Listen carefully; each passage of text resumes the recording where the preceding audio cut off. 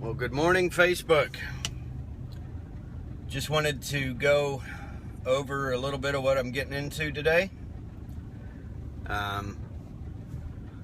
We got a call out to a neighborhood in Wake Forest probably about a month ago. Was the first time I went out there. And after impressing the first customer, we've picked up several other customers from the same neighborhood and been back out for additional system checks every couple of days or so, and we're moving through the whole neighborhood for the most part.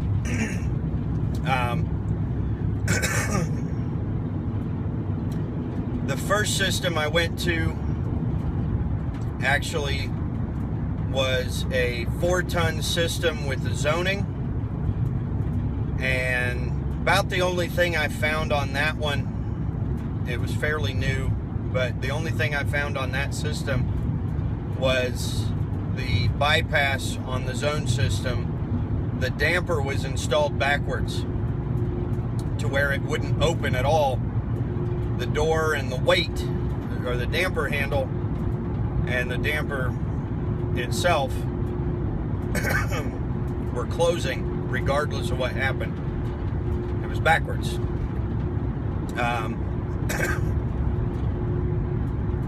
Overall, the system was fine except for when you closed the zones, and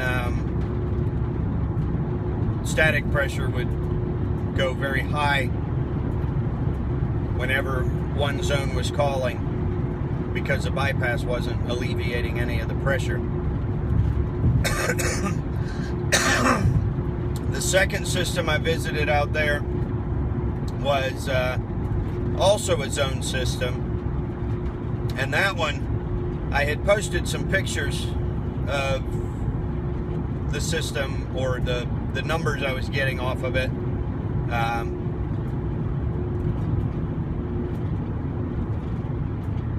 That one had a 12-inch flex duct going from the crawl space up to the attic, and then the first floor had 17 runs on a 16, I think it was a 16-inch flex, and static on that one was ridiculous because of the fact that there was simply not enough ducting on the first floor, especially. The bypass on that one was working fine, but it wasn't able to ever close because the static was too high during runtime due to the fact that it only had a 16 and a 12 on a 5-ton unit. Ballpark tonnage on a 12-inch is about 1.5 tons, depending on static, and 2.5 tons on 16. So they had 4 tons of ductwork on a ballpark for a 5-ton system, and 17 6-inch runs off of a 16-inch flex. Did I just say 17 6-inch or 17 16s? 17 6-inch runs off of a 16-inch flex. You're never going to be able to get that static to come down to a reasonable level. So in that situation, my recommendation would be to add another duct that would split up some of those 17 runs and alleviate some of that static pressure for that system.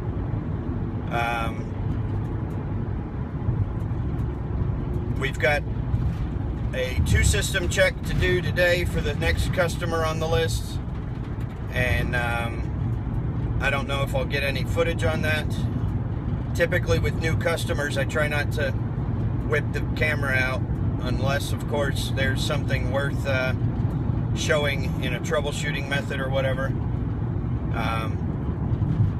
But should be interesting. On a side note, after the weekend, I had my parents in town. My younger brother had a bridal shower for his wife and the upcoming marriage. fiance and upcoming marriage. Was a good weekend. Spent some good time with the family. My parents stayed at our place. We've got a spare bedroom that they are free to utilize anytime they need. It was a good weekend overall. I had intended to get a haircut, never did. Just didn't get around to it. I did post a couple of videos. One of them was the replacing damaged flex duct. That one was for a friend that I met at church. They had been having issues for the past 4 years or so with their system, and one evening when we were over there, they took me down into the crawl space and showed me the ductwork, and I said, yeah, we can definitely fix that. It's pretty bad.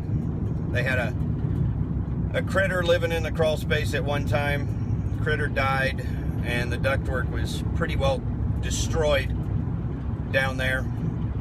We got that straightened out, and we did talk about the rest of the duct box underneath there, and we may be replacing that distribution box that had critter fecal matter inside the distribution box. And went back again after we had done the repair, and they said they'd never seen such good airflow or good pressure out of the system. I did not check static on that unit. In half a mile, the take target a slight temperature right turn split. onto NC 98 East toward Wake Forest. The target temperature split came out very close to the ballpark method there. So I wasn't too concerned about whether or not static was excessive or not.